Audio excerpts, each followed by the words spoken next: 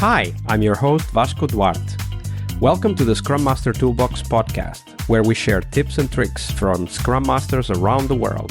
Every day, we bring you inspiring answers to important questions that all Scrum Masters face day after day.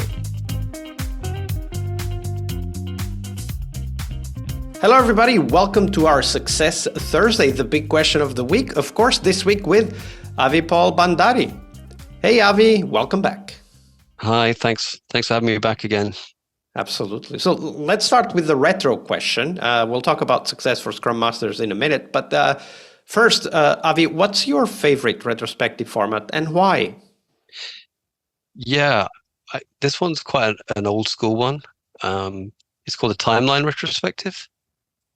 And I really like using it at the end of at the end of a quarter or at the end of a project. The reason why I like using it is you get to see the whole journey that you've been on.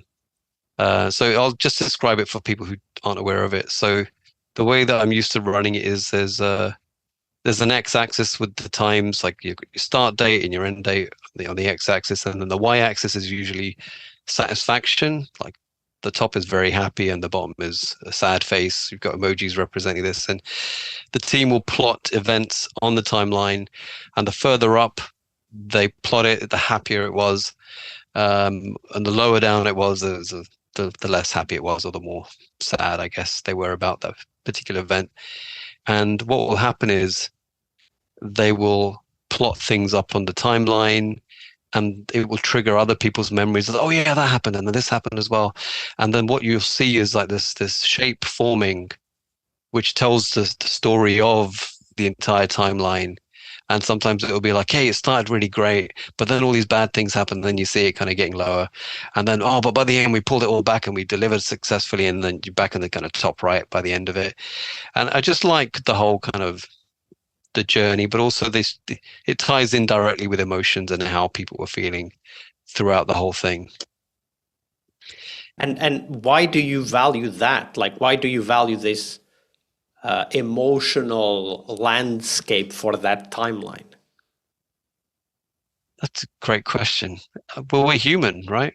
And it's important to do more of what we enjoy doing. And like usually what they will represent is the tickets that are higher up are things that are working well, or techniques that are working well, or events that were good.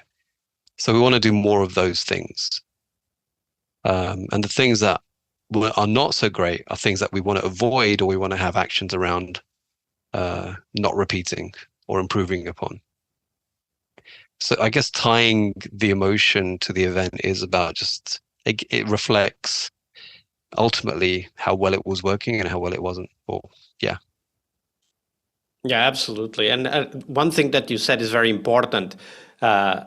Everyone wants to enjoy their life, and it's very important to be able to reflect on what are those most enjoyable moments in this journey that we're all going through together, right? Otherwise, we don't know how to recognize them and repeat them. Completely. So we want to help teams, and we host these retrospectives because we want to help teams succeed. And obviously, we also want ourselves to succeed. And that's the big question we're going to explore now, Avi. Define for us, what do you call success for Scrum Masters?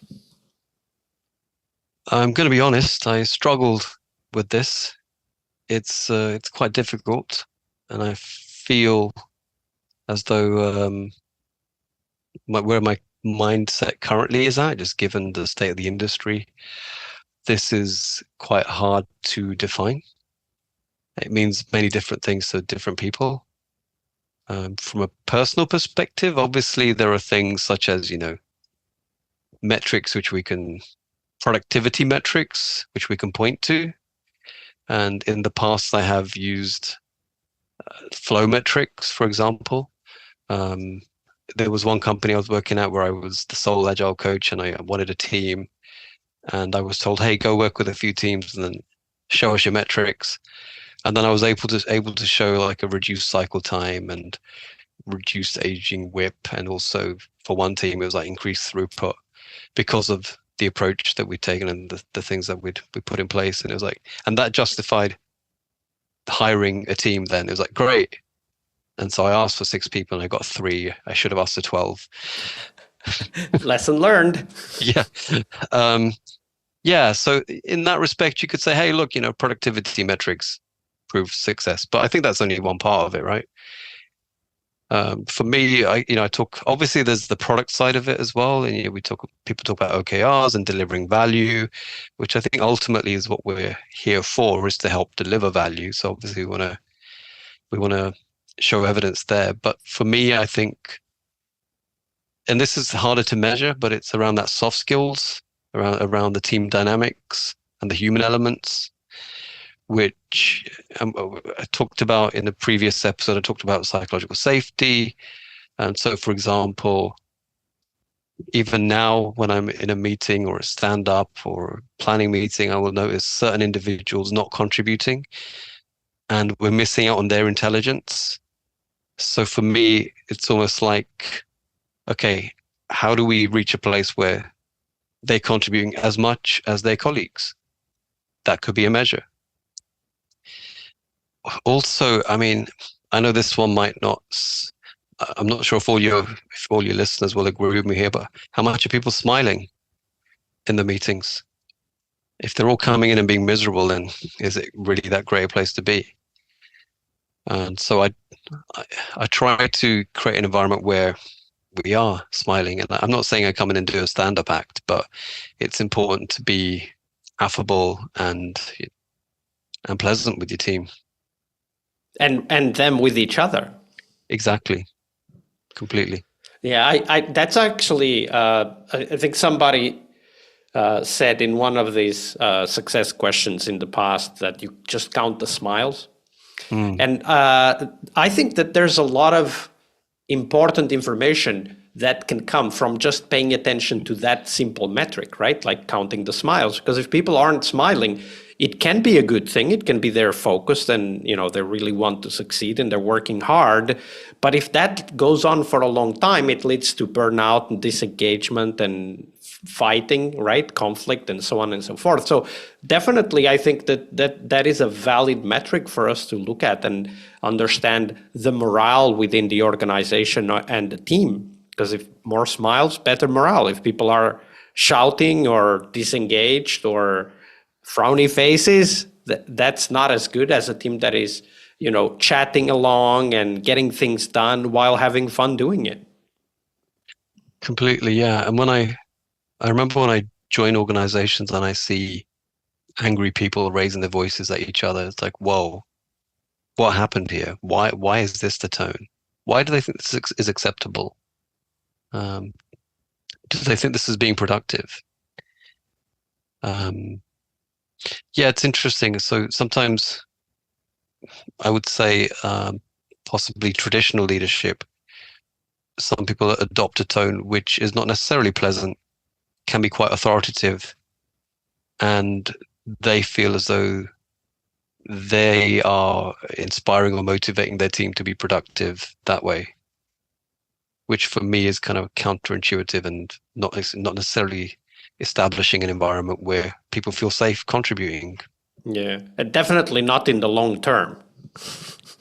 I mean, Yes. Sometimes somebody needs to, kind of take the ship and set a direction. And it may be that in the short term, that is a necessary measure, depending on the context, but it is never the right thing to do in the long term. Also, because of something you just said a moment ago, when somebody takes the ownership and the direction, then the team members step back and they stop contributing. And we're all much better when everybody contributes to taking, making decisions and taking the next steps. I agree.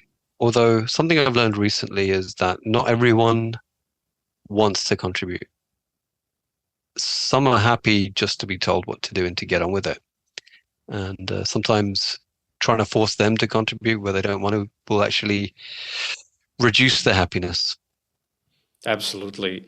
And that is another aspect of Scrum Master success, in my mind at least, which is that people volunteer their contribution, whether it is with work or words or support, whatever that is. Completely. And maybe it's not even like conversations. It's they're finding a forum to contribute their ideas. We tend to put a lot of focus on meetings, and that's something that Agile does with the Scrum events. The expectation is for people to contribute to the Scrum events. Maybe particularly, as we talk about neurodiversity, maybe that's not always a comfortable forum for people to contribute their ideas. Maybe some people want to go away and think about things for a while and mull it over. And we would find that out if we were active in having conversations with these people, for example, through the one-on-ones approach that you've described earlier this week. And for us as Scrum Masters, it's very important to be, to have our ears open and our mind open to these differences in contributions. Completely. Great tips and great insights. Thank you for sharing that, Avi. Oh, pleasure. Thank you. Part of a successful Scrum Master job is to help the product owner. Tomorrow we explore that critical role in Scrum, the product owner role.